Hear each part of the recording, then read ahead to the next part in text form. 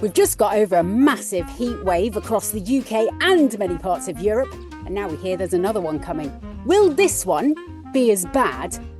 And if it is going to be a scorcher, do we have any good tips on how to stay cool? Hello and welcome to Square Raindrop. I'm Jo Wheeler. And I'm Steph Galter. And Steffi, it's been a bit warm, hasn't it? Little bit warm, yes. I've been sitting at my desk because, some of us have to work. I've been sitting there with my feet in ice for about a week. My feet then go numb. I then have to put my feet on different parts of my body to A, warm up my feet and B, cool the rest of me down and just carry on Teams as if nothing weird is happening at all. That sounds like my kind of torture, to be perfectly honest. But it has been a fascinating time, hasn't it? We were chasing that hottest June day ever that was set back in 1976. And day after day, we saw that record broken until eventually, 37.7 in Norfolk on Friday. That's right. What a scorcher. That sneaked up, didn't it? Because it wasn't 37.7 on the day. That's not the temperature that was recorded. Well, no, but of course, that's the interesting thing, isn't it? Because, we're watching those temperatures rise and they're on the competition board. Yeovilton at one point looked like an absolute forerunner for one of those highest temperatures. And then the Met Office said, actually, their equipment's not good enough. We're not counting that one. So, we don't know. There could be somewhere in the UK that got higher than that, but they haven't got the kit and it can't be measured by the Met Office and verified. So 37.7 is the one that we're going with. Was it Lingfield? No, that's a racetrack. Yeah. Do you think that 37.7 is the Met Office equivalent of finding a pound coin down the back of the sofa? Here's a higher one. I've got it over here. I think it definitely is. And of course, whilst we had exceptionally warm weather, it was hotter still across Europe. Oh, gosh, yes. If you thought it was bad here, of course, other parts of Europe don't have AC either. And many places saw records broken. So there were June records broken in Spain, Austria, Denmark, Netherlands, and here. And then all-time temperature records broken in Poland, in Germany, Switzerland, France, and Czechia. Is that how you say it? I looked at that place and I was thinking, is that part of the former Czechoslovakia? I don't know. I'd never heard of it. And I was thinking, yes, somebody might know where it is. It's the Czech Republic, but they've rebranded and it's now a name I can't say. I wish they wouldn't do that. The thing is, if we can't say it, it'll probably never get mentioned. So there we go. We all breathe a sigh of relief as the heat goes, because this time round, it wasn't just the heat, was it? No, it was also incredibly humid, and that humidity was really the killer, because the way that we're supposed to cool down is by sweating. Obviously, Jo, you and I glow. We do not sweat. But for men, they sweat a lot. Anyway, and what the idea is, you get water on your skin and that then evaporates, and it's that evaporation that cools you down. But if there's a lot of water in the moisture in the air is what I'm trying to say. Lots of water on your skin, that's supposed to evaporate.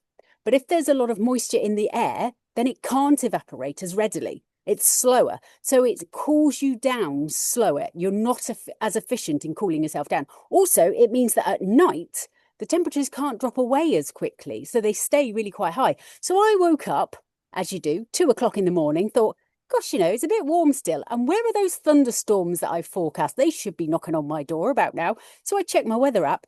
27 degrees it was at 2 o'clock in the morning. 27, Jo. That's absolutely horrendous. I do remember back in the Portugal days, one summer where temperatures were above 40 degrees Celsius for a sustained amount of time. And we just shut all the curtains, stayed inside. And about 3 in the morning, we were all outside in the pool and it was still 34 degrees then. But it was the only time that it was comfortable to be out. And of course, the other thing is, at night, when we sleep, that's our body repairing itself. And if you can't sleep well, then your body's not repairing. And that means you go into yet another day of high temperatures and high humidity without having had that rest, which has allowed you to heal. Absolutely. And there's a lot of people who were around, like little kids as well. Apparently kids have a problem sort of sorting out their temperature as well. Regulating is the word I'm looking for there. They have a lot of problems with that. And there were quite a few of them, because they couldn't get cool during the night, felt quite ill all day and had stomach upset. And it wasn't just a stomach bug. It was generally their body going, I can't. It's noticeable actually that those high temperatures affect weather presenters in different ways. In our case, it's that inability to find the right word to say it in a proper sentence and keep the meaning going. That's right, which is a bit of a problem because during that heat wave, we were probably the busiest we've ever been. Would you say, Joe? Oh, I tell you something, a day on day, and you're looking for something in the wardrobe, something that isn't even there, because somebody's asked you to go on camera again, and you've got to wear something, even though you may not want to, yeah, and you've worn it all, and you're thinking, how exhaustive a summer wardrobe do you think I have? Well, I've got quite a nice wardrobe from Doha. So obviously it was very hot there, lots of tops. However, if you saw my bottom half, yeah, no, don't. Let's not talk about it. And the feet were always in ice. Well, we're all sighing a big sigh of relief now because the heat wave has gone, or has it? Well, there's the big question. So there is something now on the horizon. A high pressure seems to be looming, seems to be again the south that's going to get the hottest of the weather.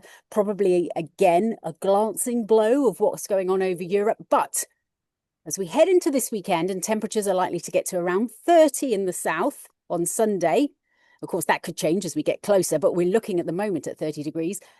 It looks like the humidity is low. Yes. Yes, we can live with that. We can live with some high temperatures and low humidity. Now, obviously, this next heat wave, it all started with a rumor, and us weather folk, and there are a lot of us about, all start kind of chatting, going, "Have you seen the charts? Have you? I know long range is not your thing; it's crystal ball gazing. But when lots of people are talking about it, when lots of the charts are agreeing, and it looks like this heat wave is coming, there are suggestions it's going to be longer lasting than the last one. Again, crystal ball gazing, isn't it? I'm not a fan. Basically, at the moment, it looks like it's going to get warm as we head through the weekend. Then next week, also warm, possibly even higher. But at that point, it becomes dependent on exactly where that area of high pressure is. Of course, because winds go round a high pressure in that way. Clockwise. And That's so the one. if that high pressure is to our east, then it drags up air from Europe. But if it's to our west, then it drags air down from the north, which obviously is going to be a lot more preferable than having another blast of what we just saw. Now, it was quite difficult this time round with the heat wave because we had a red heat warning. You don't get very many of those to the pound, a wider amber, and then we ended up with yellow ones for thunderstorms. But alongside that, again, we had the UK HSA, which is a governing body which actually should have nothing to do with the public, also issuing their warnings. And so some of the public like this, some of the public don't. When we had those massive thunderstorms, do you remember that supercell that came in from the southwest and gave something like 40,000 lightning strikes? Everybody was going, where was our thunderstorm warning? And it's like, do you want warnings or not? But one thing that everybody's been talking about through not only this heat wave, but also the one in May, is this idea of cold water shock. Now, this is quite a new one on us. Yeah, so cold water shock is essentially you jump into some cold water, your body's boiling, and it kind of goes into shock, and your muscles kind of contract, and you can't swim, you can't do anything. You're just literally in shock. And so we have seen a number of deaths during this heat wave, and particularly the one in May, because the coldest time of the year for bodies of water is just after spring. So that sounds a little bit counterintuitive because during winter, obviously, it's cold, might have ice on top. And then during the spring, there's not enough sun getting in to warm the body of water enough to actually raise the temperature. So in May, you're at one of the coldest times of the year, and therefore people are jumping in the water going, it's so hot, let's get in the cold water, but it's too cold. So the RNLI say 15 degrees is the magic temperature. If the temperature of the water is 15 or lower, that's when there's the biggest risk of getting hit by this toxic shock. Now, I'd be quite surprised if any of Britain's waters exceed 15 degrees Celsius at any time of year. But I suppose it's the coming out of the heat into waters of that temperature that causes the issue.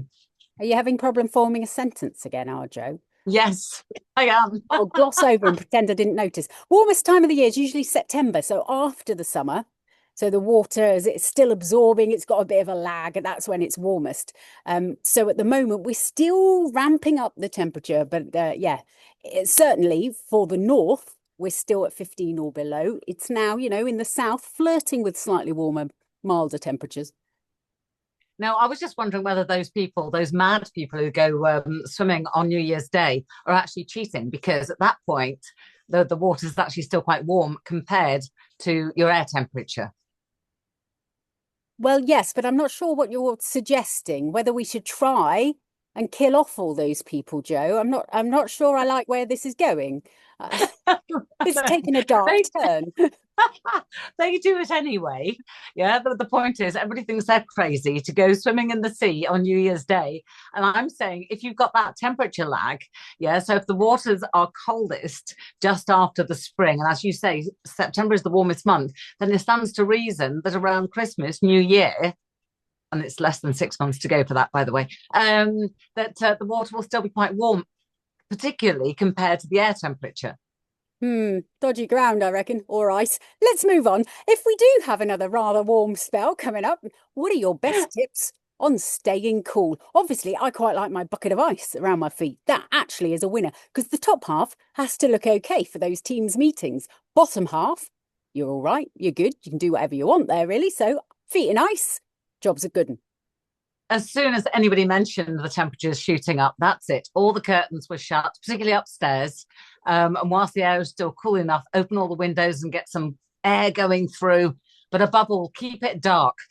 Keep any rooms dark that you want to be cool, because otherwise the place heats up. Once your house has heated up, particularly in this country, it's very, very hard to cool it down again. Because, of course, our houses are built to keep in the heat, not to let it out. Whereas if you go on holiday to Spain or Portugal, you'll notice they've all got very, very little windows. And that's to stop the sunlight coming in. They're also made of concrete, which is jolly cold, And particularly in they've the got winter. I can vouch tiles for that. and they've got high ceilings. Yeah, they're like, get out of here, heat. Whereas here we're like, get in, my friend, and now stay. You are never leaving. It's a bit like a fly wanders into your house, can never find the exit. Even if you take off the entire side of your house, still won't be able to find its way out. I think I'm digressing. Yes, is what I'm saying. I agree with you, Joe.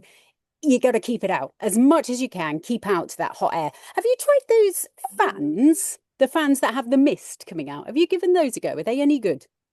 No, no. I must admit, apart from standing outside for doing telly, I just didn't go outside. Simple as that. But you I could be mean, inside and use them. You don't have to be outside to use them. no, that's true. Listen, I forget most things. I mean, I would have a fan, and you can bet your bottom dollar that the 1 minute that I needed it, I wouldn't have it. Probably. I bought my kids a little spray so they could spray themselves. And then Mia suddenly remembered that she did have a fan. So yeah, I guess Mia and you have quite a lot in common. She's 9, by the way, so that's fine. So she took her fan with her the next day, but it wasn't working, and we realized we needed to bend like they were made out of foam. We needed to bend the little fans a little bit. Then it worked a little bit better. Yeah, I think the best way to keep cool, the best way to keep cool is find somebody who's got a car with air conditioning. Yeah, turn it down as far as it can go and just sit in it for a while. Shall I tell you something quite funny though? All the way through the heat wave, when I was in my car, I did have the air conditioning on, but I also had the heated seat on. Oh, Joe, what to do? What to do? No, I found that actually, the people that were laughing during this heat wave were the cinemas, because obviously cinemas are air conditioned. And so people were just, in droves coming in. Toy Story 5, never seen a more popular film. Oh, the last time I was in a cinema, they had an organ that came up through the floor while somebody tried to flog you Kia or one of those little sandwich ice creams. I don't think that was yesterday, even in Lincolnshire. Actually, we do have one in Lincolnshire. The Kinema in the woods at Woodall Spa still has somebody who plays the organ in the interval. That's so funny. I went to the cinema in Lymington when there was one. I don't think there is anymore. And they said, oh, sorry, the film has been damaged at the end. So this is what happens. Right, go. They told us the ending before we'd seen it. I hope you got your money back for that one. No. It was a great film. Can't Okay, remember. so if we get another heat wave then, and it looks as though we will, you're either looking at spending much of the summer in your local cinema, in the car of somebody who's got air conditioning, in a very dark house with their curtains shut, or like Steffi, with your feet in a bowl of iced water. I've got it, Joe. You need to pick a cinema on the other side of the country, then drive in your air-conditioned car to the other side of the country to go and watch the cinema, the film, then come back again in your air-conditioned car, then put your feet in a bucket. There you go. Jobs are good. Steffi, you've got it sorted.